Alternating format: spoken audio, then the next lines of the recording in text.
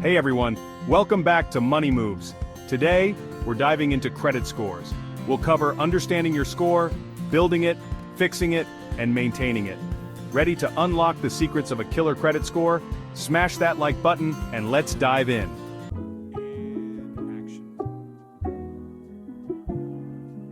First things first, let's break down what a credit score actually is. In simple terms, it's a 3-digit number that represents your credit worthiness. Think of it as a report card for your financial responsibility. Lenders use this score to determine how likely you are to repay borrowed money. This magic number typically ranges from 300 to 850, with higher scores indicating better credit worthiness. And trust me, this little number carries a lot of weight. It can affect everything from getting approved for a credit card or loan to even renting an apartment or landing a job. Now you might be thinking, why should I even care about this score? Well, here's the deal. A good credit score can save you thousands of dollars in interest payments over your lifetime. Think about it. When you apply for a mortgage, car loan, or even a credit card, lenders use your credit score to assess the risk of lending you money. A higher score means you're considered low risk, which translates into lower interest rates and better loan terms. That's more money in your pocket.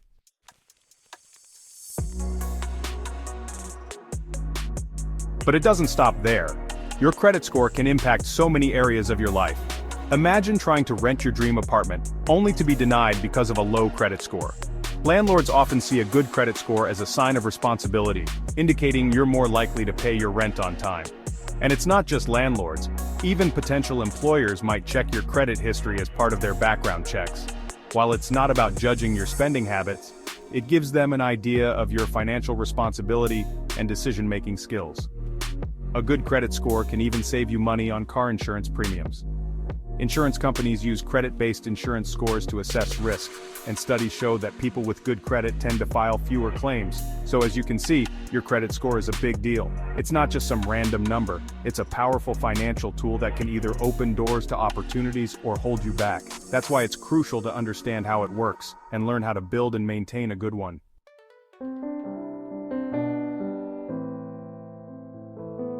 Let's break down the different credit score ranges and what they mean. The credit score scale from 300 to 850 is divided into categories that lenders use to assess your credit worthiness. A score below 580 is generally considered poor. This means lenders might see you as a risky borrower, but don't worry, there are steps you can take to improve your score. A score between 580 and 669 falls into the fair range. This means you're on the right track, but there's still room for improvement. Lenders might approve you for credit, but you might not qualify for the best interest rates or loan terms. The good credit score range falls between 670 and 739. If you're in this range, you're in good shape. Lenders see you as a responsible borrower, and you'll likely qualify for decent interest rates and loan terms.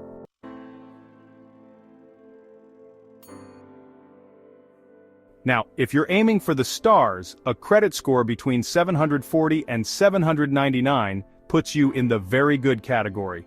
This is where you want to be. With a score in this range, you're considered a prime borrower, which means you'll have access to the best interest rates, loan terms, and credit card offers.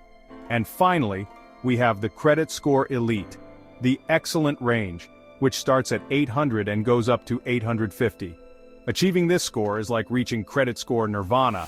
Lenders will practically throw money at you with incredibly low interest rates and amazing credit card perks. But remember, your credit score is not set in stone. It's a dynamic number that fluctuates based on your financial behavior. The good news is that no matter where you fall on the spectrum, you have the power to improve your score by making smart financial decisions. In the next chapter, we'll dive into the nitty-gritty of how credit scores are actually calculated, so you can understand the factors that influence this all-important number. Stay tuned.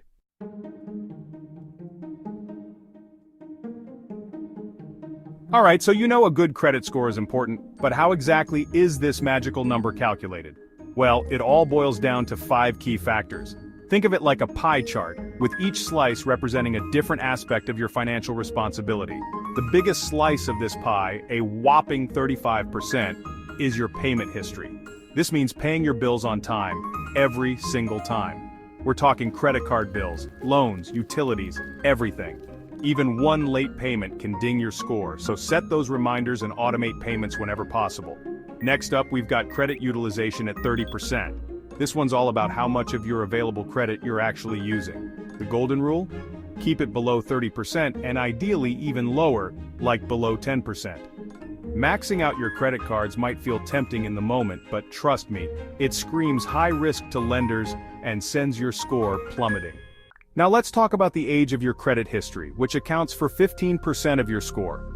The longer you've been responsibly managing credit, the better. Don't rush to close old accounts even if you don't use them. Credit mix makes up 10% of the score. A diverse mix of credit shows you can handle different types of debt. But don't open new accounts just to look good.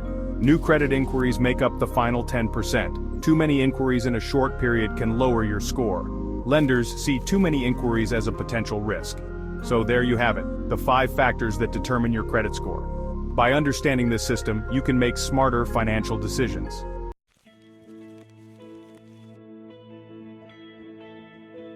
So, you're ready to jump into the world of credit, but there's just one problem. You have no credit history. You're starting from scratch. Don't sweat it, I've been there.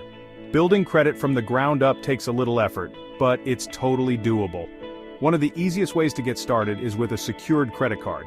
Think of it like a credit card with training wheels. You put down a security deposit, which typically becomes your credit limit, and use the card like a regular credit card. The key here is to use it responsibly. Make small purchases and pay your balance in full and on time every month. Another strategy is becoming an authorized user on someone else's credit card, like a parent or a trusted friend with good credit. Their positive credit history gets reported on your credit report too, giving you a nice boost. Just make sure the account holder is responsible because any late payments on their end will hurt your score too.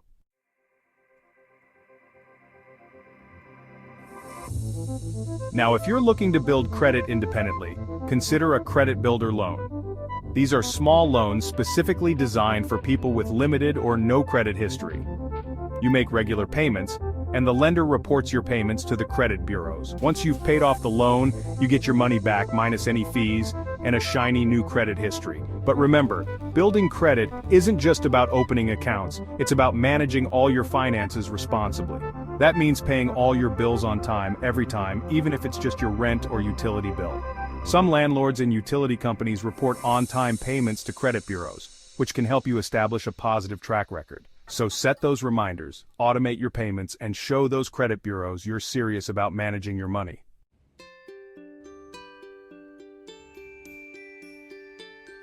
Okay, so you've checked your credit score, and let's just say it's not exactly something to brag about.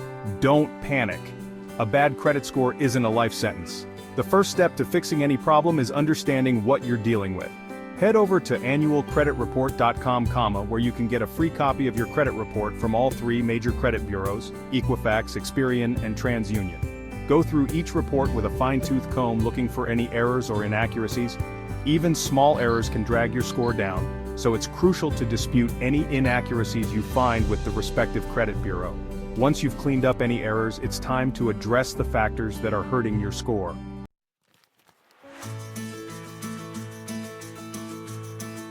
One of the most common culprits behind a bad credit score is late or missed payments. If you're behind on any accounts, don't bury your head in the sand. Contact your creditors and try to negotiate a payment plan. Sometimes, just showing that you're taking action can go a long way. Remember that credit utilization we talked about earlier? Yeah, that plays a big role in your score too. If you're carrying high balances on your credit cards, it's time to get serious about paying them down. Create a budget, cut back on unnecessary expenses, and throw every extra dollar towards your debt. Another strategy is to request a credit limit increase from your credit card issuer. This doesn't mean you should go out and spend more though. Increasing your credit limit lowers your credit utilization ratio, which can give your score a nice boost. Finally, remember that fixing your credit takes time. There's no overnight solution. But by taking these steps and being patient, you can rebuild your credit and qualify for better financial products and rates in the future.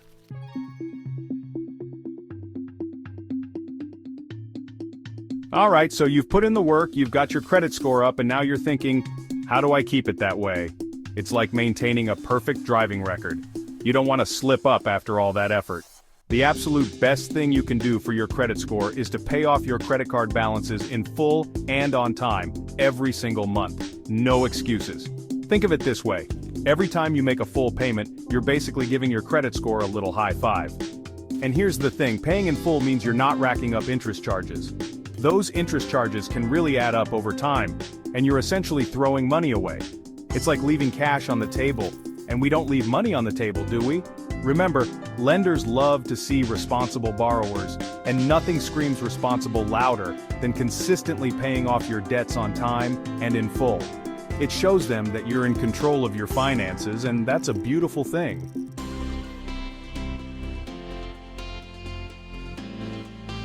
Now, in the age of technology, there's absolutely no reason why you shouldn't be monitoring your credit like a hawk.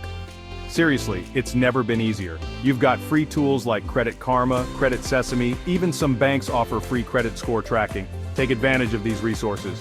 Checking your credit regularly allows you to catch any errors or discrepancies before they snowball into bigger problems. It's like checking your bank account for suspicious activity, except this time, it's your financial reputation on the line. And hey, speaking of staying in control, let's talk about autopay. This is one of the easiest ways to ensure you never miss a payment deadline. Set it and forget it. Life gets busy, we all know that, but with autopay, you're covered.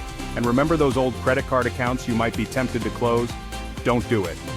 Keeping those old accounts open actually helps your credit score, especially if they have a good track record. Think of it as building a strong credit history, brick by brick. The more bricks you have, the stronger your foundation.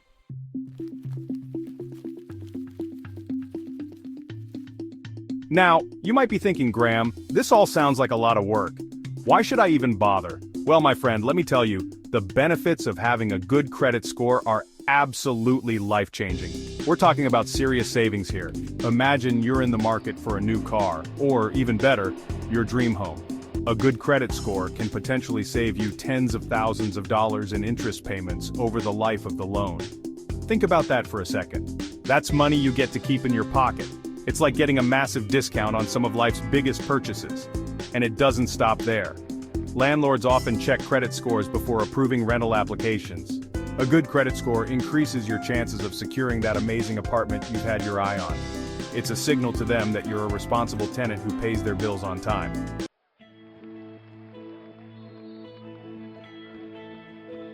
But wait, there's more. A good credit score can also open doors to premium credit cards with incredible perks and rewards. We're talking cashback, travel miles, lounge access, the works. Imagine earning cashback on everyday purchases or jet-setting around the world using points earned from responsible credit card use. It's like getting paid to spend money you were going to spend anyway. And perhaps one of the most valuable benefits of a good credit score is the peace of mind it brings. Knowing you have a solid financial foundation can alleviate stress and give you the confidence to pursue your financial goals. It's about having options and being prepared for whatever life throws your way. So, my friends, investing in your credit score is investing in your future. It's a no-brainer.